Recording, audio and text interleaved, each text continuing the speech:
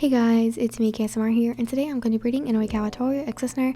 This one is titled Frozen Memories, and this is part 2 in the series, part 2 and final part, because it's only 2 parts.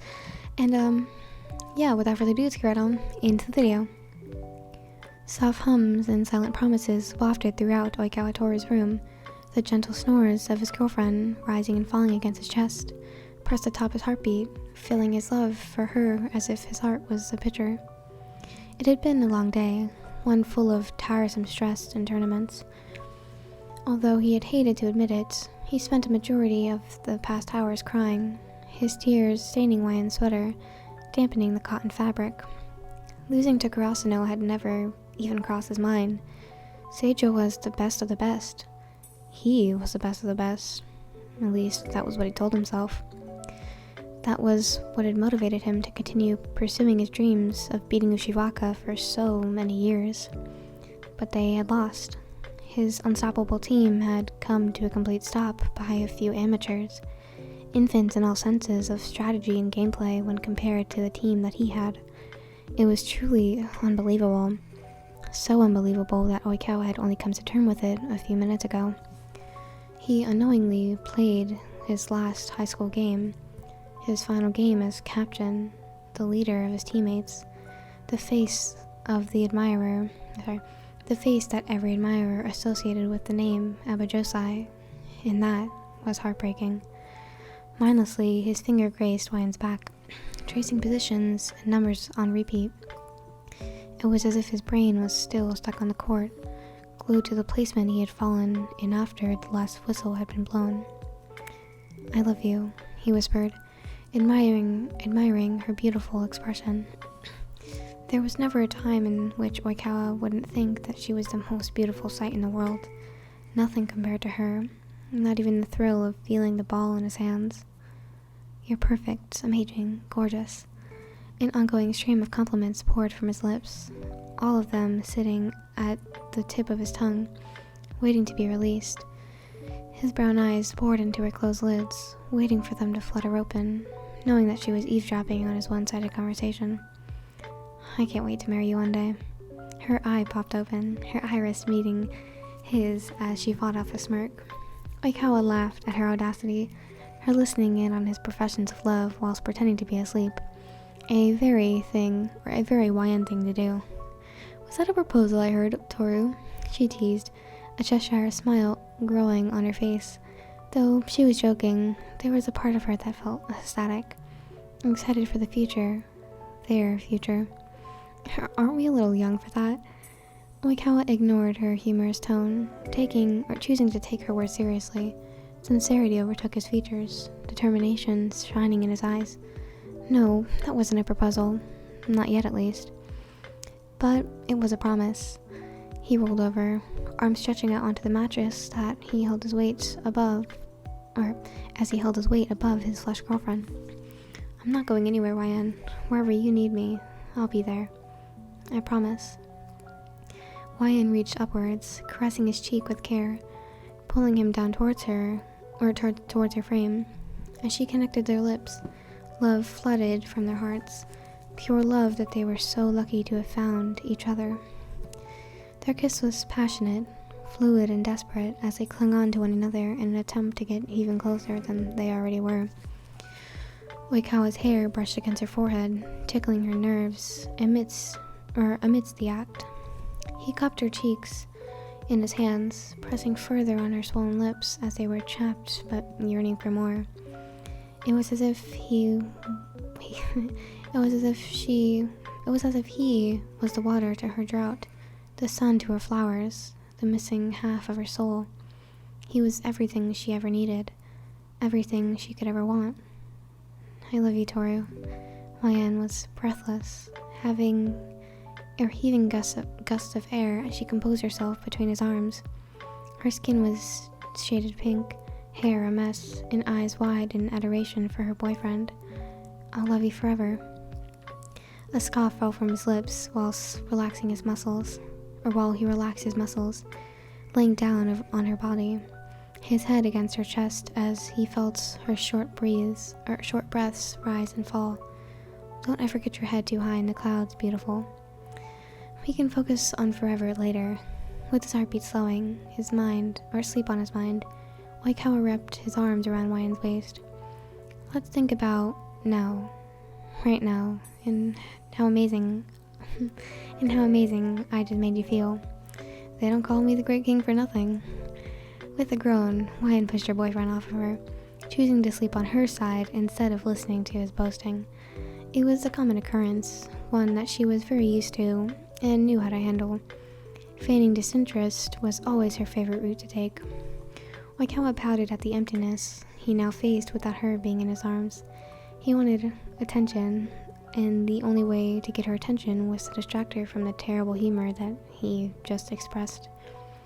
Various pokes and prods scattered across Ryan's backside, their relentless actions being from a very needy narcissist she was sharing a blanket with. Pulling the covers over her head, she peeked out from underneath, coming face to face with a bright flash of his camera. Smile for the camera, beautiful. Scene change again. The terminal was bustling with people, luggage rolling across the stone floors and towards their rightful places. Color was void on the walls, simple tones of gray and blue plastered opposite of the towering window panes. Reunions between young children and their mothers, spouses who had just arrived home from business trips, and pilots waiting to see their coworkers for the first time occurred in spurts, smiles of joy expressing on their face. And in contrast to that joy was YN and her smile of sadness. Though she'd been expecting this for a few days, she knew that all the preparation in the world would never be enough to suffice for the need she had for him, the need that she had for Oikawa. He had been offered the position on Sanwon's professional team, his dream position as a setter for the big leagues, which meant that the move was inevitable, that he'd be thousands of miles away from the love of his life for an unpredictable amount of time. The conversation hadn't been easy, having to determine if they should carry on with their wedding plans or say their uncertain goodbyes. Countless tears had been shed, tears that had ultimately decided to part, tears that were still dripping down Ryan's chin. Her lip quivered, watching as Oikawa stopped dead in his tracks, staring at the screen that flashed his flight number. He let go of the handle that he had been holding onto, the suitcase nearly falling over before Wisemy had a chance to balance it. Turning to his fiancée, waterworks flooded his vision, blurring her features in a beautiful mess of rosy cheeks and teary eyes, an oil painting of agony that he could only decipher, or that only he could decipher. "I'll be thinking of you every day," he said, holding her gaze as she found herself sobbing in his arms. "From the minute I stepped through those gates to the time I score my first point, I'll be thinking of you. You're all my mind has ever thought about. Anyways." Oikawa cradled her head in his hands, peppering butterfly kisses against her nose, memorizing how naturally gorgeous she looked without even trying, and even when she was at her absolute worst. Nothing could change his view on her, the view that she was flawed perfection, his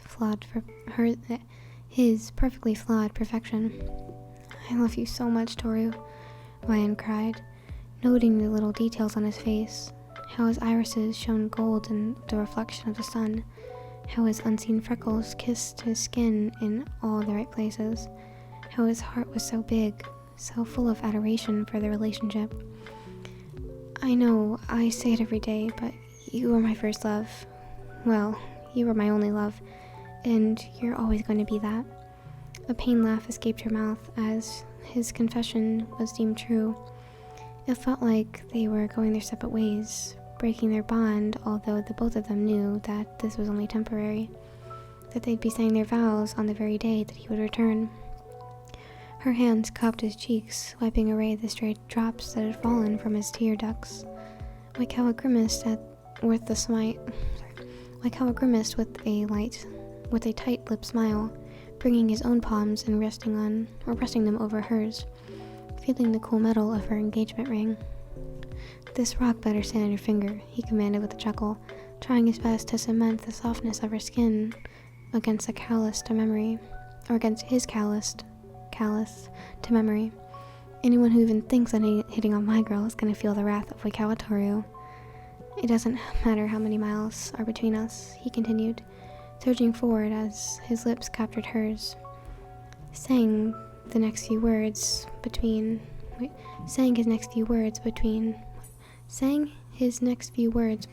shows of love. You're my heart, and mine only. His kisses were gentle, soft, and scarce, in great contrast to the usual tenacity and passion he held.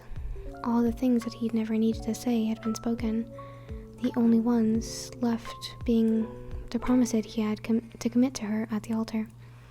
With the bright flash of a camera, Oikawa found himself frozen. He stared in awe at YN into her devilish eyes that had finally managed to surprise him at his own game. The power of that moment was in her court, the mementos created by the push of her finger. Just in case I forget, she whispered, her forehead resting against his, her nose scrunching in distaste for their soon-to-be goodbye, their soon-to-be separation. Even though I could never forget you, Tooru. I'll be here, loving you until the second you get back. Oikawa nodded, pressing it one last kiss on top of her head.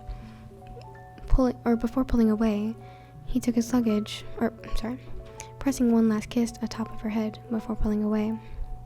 He took his luggage from Waizumi, on the verge of bursting into tears again at the sight of his sorrow gaze.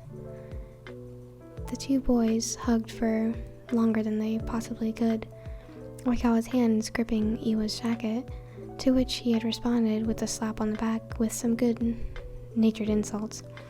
They had no shame, no concerns about their masculinity or manliness, as they held on to each other in sadness. YN had never seen them so low, always picturing their game faces mixed with determination, a stark difference to the helplessness they expressed amidst sunsetting rays on the window panes. Keep her safe from me, Keep her safe for me, okay, Iwa-chan? Oikawa requested, gesturing to the lonely girl to his left. Don't let her get too down on herself, okay? If I'm not there to answer a text or phone call, make sure that you're there for her. You make sure that she'll be alright. I know she can handle herself, but she shouldn't have to do it all the time. He grasped Waizumi's shoulder, shaking it roughly with his wishes. His best friend was nodding beneath his grip, listening to each one of the setter's asks. Our little trio was going to be two for a bit. Not forever, but for a while. With one last kiss and an offering, he was gone, lost to the sea of strangers in luggage, ripped away from his favorite people in the world onto a flight to a new country with new opportunities. Oikawa Toru's head had always been lost in the clouds, flying high with the success of volleyball in his mind, but his heart was YN, the girl that he had wanted to marry ever since the moment he had saw her laughing in the hallways, since she had offered to pass him some balls and cheered for him in front of the sections of the audiences at all of his games, ever since she had kissed him for the first time in the back of his parents' minivan. He had lived for her, his heart beated for her, and he was itching to get back into her arms, knowing full well that it would be months until he got to see her in person again. All he could do was hope that his gift would suffice enough for the loneliness of his absence, that the photo box he had been putting together for years would be enough to keep the memory of their love alive in the times where he would be too distracted by his ambition to pay any attention to her, that it would remind her that he loved her always and that he would climb mountains just to prove it. And he was right. The Polaroids did help YN reminisce over all of their frozen moments, lost kisses and happy memories that she had been unable to maintain while he was thousands of miles away. Thousands of miles would disappear on the day he would return, on the day of their wedding. Scene change again. You alright? YN jumped, dropping the box of photos in her lap at the unexpected sound of Waizumi's deep voice. The Polaroids fluttered to the ground, flying like kites in the wind on a sunny day, falling onto the hardwood floor on their final departure. Frantically, she bent over to gather the memories, quickly snatching them up as her friend ran over to help her. The vinyl backings felt smooth in her hand. Eyes glancing up towards Iwa, who had become stuck on a single frame. It was one of her favorite moments of the three of them. The photo of them in high school, at the gym. The look on her and Oikawa's face was hysterical, them choosing to poke fun at their best friend with bunny ears and tongue sticking out. I can't believe he put these all together, Owazumi wondered out loud, shaking his head in disbelief at the craftiness of his former setter. Who knew Shirikawa had it in him? Resting her head on his shoulder, Wyan smiled, her face warming at the sight of his bright and glossy smile. She reached forwards, closing his hands around the photograph. You can have it, the picture. His head snapped towards her, profusely rejecting her offer, knowing that, full well, this gift was hers and hers alone. I couldn't, really. He made this for you, and I wouldn't want it to be any less special. Wyan laughed, rolling her eyes while she straightened out her posture. She stood, towering over the man who was still kneeling on the ground, and offering her his hand. It's okay, Hajime. I have plenty, and that memory isn't mine only to keep. Taking her extension of help, he rose up, wrapping his arms around her in a large hug. The comfort that surrounded her was enough to bring tears to her eyes, knowing that he'd come into the room to tell her that it was time. It was time for him to walk her down that flower-filled aisle. You look amazing, Wyan. You really do, Owazumi whispered, complimenting the dress that she and her mother had selected for this momentous occasion. He had raised his arms in the air, spinning her in a circle, admiring how the stunning fabric twirled around her. She smiled, genuine gratitude filling her beam as she reflected on the comment her beloved fiancé had made about the outfit she had been meaning to share with him, how he had boasted about his own appearance, joking that he would steal the show. Yeah, you look beautiful, he told her over the phone during the last night of their video call. She had been rambling about choosing a dress, slowly falling asleep to the sound of his voice. But let's be honest, I'm impossible to outshine. Sorry, love. Over the past year, it had been impossible to get his voice out of her head. Soft confessions of love, good mornings or good nights, even arguments that played on loop. A broken record. She had missed him more than words could tell. She knew, with how much her heart loved him, that she would miss him every day. She would miss him no matter how much the distance was between them, whether it was thousands of miles or just mere inches. Taking notice of how her body began to shake, how Wyan's bones were quivering with nerves and anxiety, Owazumi looped her arm around his. You've got this, he encouraged, knowing that she felt unprepared to present herself in front of all of their friends and family in such a way. He looked into her eyes with confidence, secure with the closure and acceptance for what the day was about to bring, for what the rest of their lives were about to bring to this little trio. He was ready to take the next step. He was waiting for Wyan to do the same. As she took a deep breath, calming her nerves into submission, she nodded, gesturing towards Owazumi to carry on. The two of them walking out of the room together and towards a crowd of people that awaited them.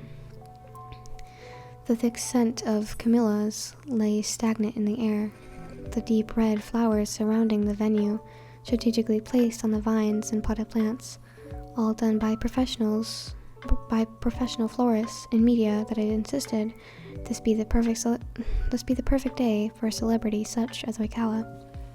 Handing her off on her own, Owazumi pressed a gentle kiss on the top of her hands, wishing her good luck and reassuring that everything would turn out okay. Reassuring her that there was no need to be afraid of the future. Her future. The reality that was beginning at this very second. The reality that had begun at the first sighting of tears in the audience. The view of Tooru crying in his mother's arms, of Maki and Matsune silently encouraging her to go on. "Thank you, all of you, for coming today," Wyan began, making eye contact with each and every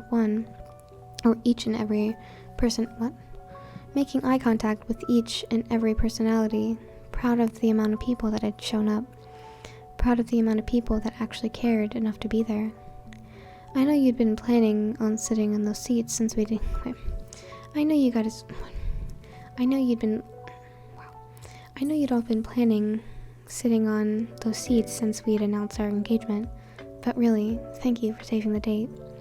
Reaching her hands out to her side, waiting for someone to come in contact with the warmth of his palms, the loving grip that always seemed to hold.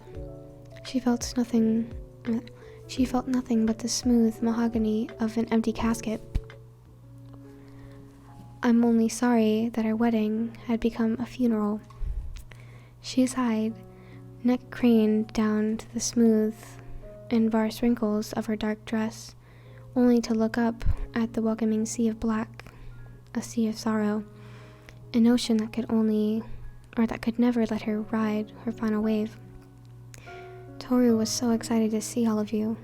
He told me that every night, whether it was through a quick text message or one of our phone calls, he always talked about this day and how lucky he would be to share this moment with loved ones and the people he cared about so much. He was so excited that he couldn't wait. He couldn't wait an extra week and took us on an early flight. Took his own private jet with a crew just so he could surprise all of us, see the looks on our faces when he had pulled another one of his stunts." A sob began to form on the tip of her tongue, a void of agony building in her stomach, waiting to let out a massive scream or breakdown. But Wyan continued, fighting back her own sadness to be strong for others, to be their rock, just as Oikawa had always been hers.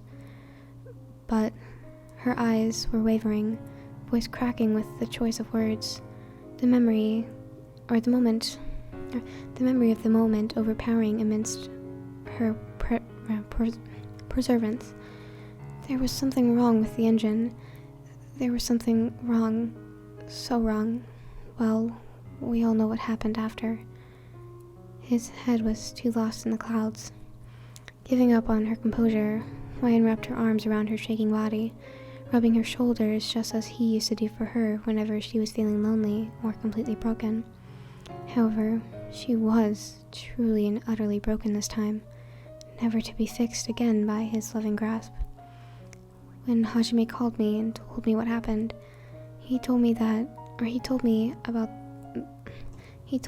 the phone call, how he had tried to reach out to me, but for some stupid reason I hadn't picked up. Wyan gulped, breathing heavily with sorrow. I'd never hated myself more. Tell her I'm sorry. Tell her I'm sorry. That I'm sorry I kept my promise. That's what Oikawa had told him while the plane had been spiraling. I'm sorry that I kept the promise that I'd love her till the day that I die. There wasn't a single dry face in the audience. Everyone dripping with sadness, faces blue with contagious crying as Wyan made her final statement, her final public farewell to the love of her life, that was no more. But I'm gonna go to keep my promise and live every day for him. Keep him in our lives as best as I can, as often as I can until I've lived my life long enough to be with him myself. A breath of relief came over her as the audience had dispersed, satisfied with her eulogy, slowly walking around the room to admire her makeshift photo boards and flowers that Oikawa's fans and former classmates had sent. All alone, Wyan spun to face his casket, the casket that held nothing but a single photograph of him. There was no physical remnants to bury. It was a perfect burial for a king, her perfect king of the court.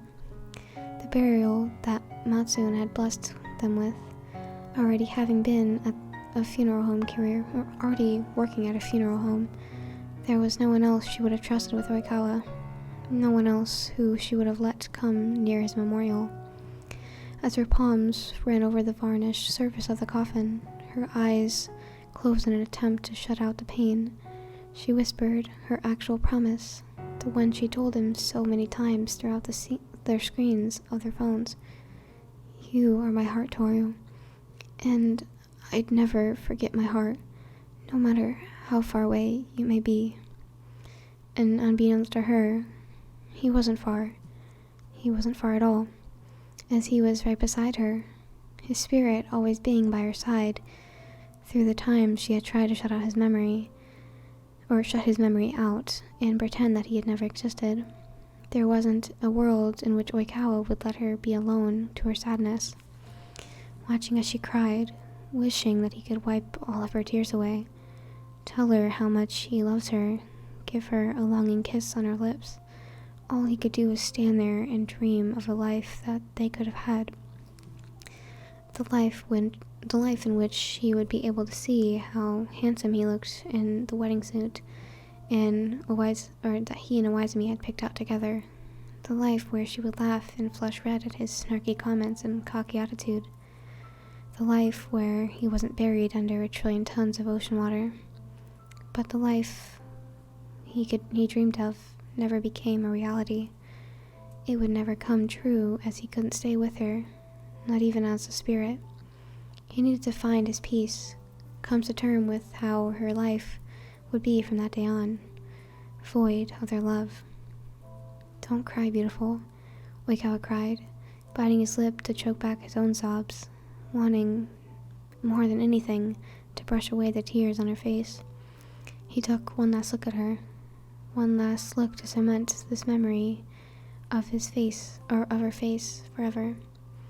It was as if she were a photograph, his own keepsake to reminisce and recall over wherever he would end up. A final gift, one being to himself, while he accepted his inevitable fate. I'd hate to miss your smile. Wow, depressing. I didn't know it was gonna be like a sudden death kind of moment. I'm glad I could recover, but it's this line for me. Hold up. I'm only sorry our wedding had become a funeral. And then the other one, this one, I'm gonna reread it. Reaching her hands out to her side, waiting to come into contact with the warmth of his palms, the loving grip that he always seemed to hold. She felt nothing but the smooth mahogany of an empty casket. That swift turn. Oh my god. I bet y'all thought it was a fluff from the beginning, huh? I bet you thought it was a fluff, huh? Nah, fam. It was an angst the whole time. I know, it's crazy. I hope you guys enjoyed that. And if you did, make sure to subscribe and tap the notification bell so you get notified every single time I post a video. And also like the video because it does something for the YouTube algorithm. I hope you guys enjoyed. And if you did, I'm glad. That was sad as fuck though. I'm not gonna lie. It was very sad. I said that before. I hope you guys enjoyed. And yeah, if you guys want more Oikawa inks because you know I deliver, make sure you tap the notification bell so you get notified every single time I post a video because it's important. Thank you guys so much for watching. Hope you guys have a fantastic day and I'll see you guys in the next video. Goodbye.